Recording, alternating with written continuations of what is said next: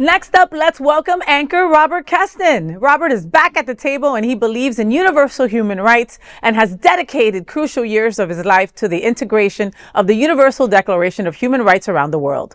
He conceptualized the UN Decade of Human Rights Education and is now the president of Stonewall National Museum Archives and Library. Welcome back to the show, Robert. I'm so happy to have you here. Thank you. It's always good to sit next to you. Thank you. Looking handsome as ever. So look, I have a question. Your biggest event of the year is the Gala, is standing on the shoulders of heroes. Ooh, look, I remembered it. Yay! And I know it's coming up soon. Let us know what's going on, where it is, how we can get tickets, all of that. Well, it's February 21st at the venue in Wilton Manors. And it's honoring Janice Ian, who is a Grammy Award winner and whose songs are the lifeblood of many, many people of a certain generation. And then former Congressman Barney Frank, who was the first LGBT person married while in Congress to a same-sex partner. And then John Stryker, who is the founder of the Arcus Foundation, which has since 2020 put $700 million into nonprofit community support. Wow, cha-ching. So, awesome. And he goes largely below the radar. He's very humble, very shy. So we felt that in this particular time, it is so important that we recognize the people that don't want credit, but do the heavy lifting. And he is one of them. Wow. And in this day and age where there's so many budget cuts, so many of our nonprofits are hurting real bad. You've sat at these very chairs and have said about, hey, what's coming, right? In years past, and now we're in what you were talking about. How important are events like this? The events aren't what's important so much. It's supporting the organizations. And sometimes you need a reason and a way for people to be supportive.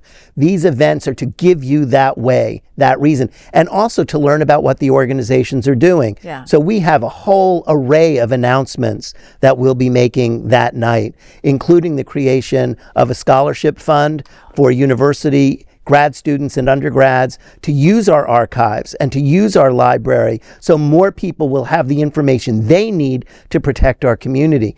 We are also starting, off the record, a capital campaign because we are out of space and we know that we have to do a lot more in order to make people aware of our real history and our real culture, especially as others would like to prevent us from having that information. Yeah, people forget. I mean, in a time where we're being erased from left to right, you know, that Stonewall is right here in Fort Lauderdale and has all our memories right there.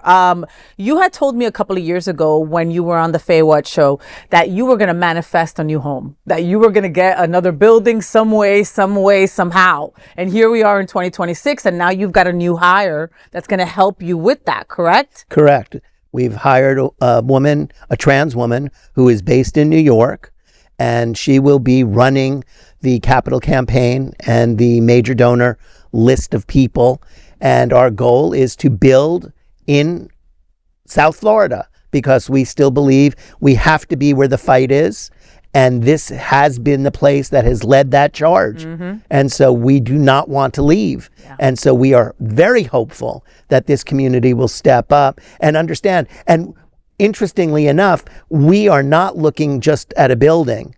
We are looking at creating what the museum, archive, and library world and the entertainment world, which you are now familiar with, will look like in the 22nd century. Yeah. So we are looking to miss the 21st century and go directly to the 22nd century, which means inclusive, immersive, engaged, all new kinds of exhibits, all new ways to make history come alive. So when you walk in that space, you will be there wherever that is. I love that. I mean, I thought it was huge when you guys had the Stonewall Inn sign, right? You had one of the original signs and they had made like a whole display that looked like it did when you went into Stonewall that day. I mean, like it was creepy, sad, happy, all at the same time, and it moved me. you know? So things like that are incredible. And you're always fantastic at that. You bring in Thank you. authors to books that like laid out the history for our lives, and you put them right front and center for people to see. So I, for one, am excited to see what the future looks like.